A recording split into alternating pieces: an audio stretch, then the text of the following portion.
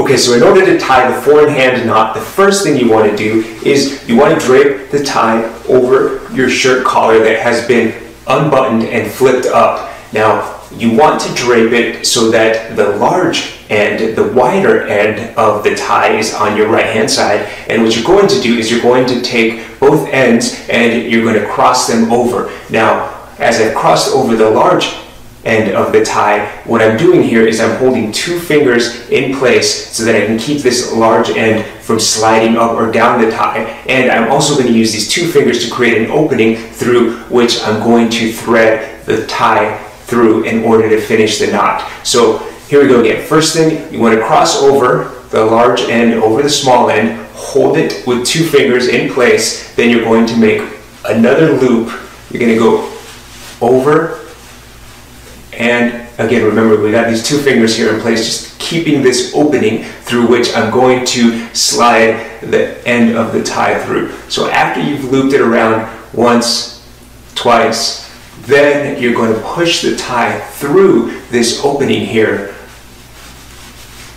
Just at the bottom of your collar, you're going to push the tie through, and as you can see here, now we have an opening that I've been holding with my two fingers, and I'm going to take this large end of my tie and I'm going to thread it through that opening.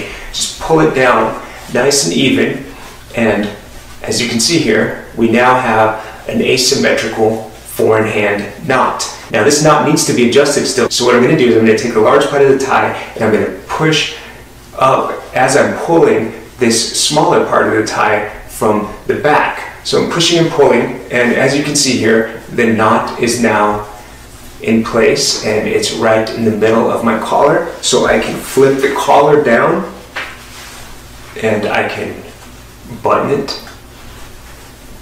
And if I needed to tighten up the knot a little bit, I can just go ahead and hold the back part of the tie.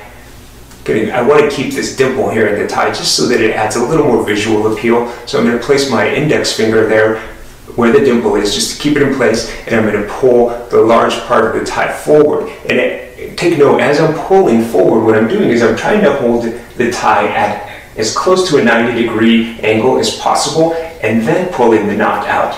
Because if you hold the tie in this fashion at a 90-degree angle or so, what happens is it creates a little more of a three-dimensional look to your knot, so that your knot isn't just flat. Now there you go. That is the four-in-hand.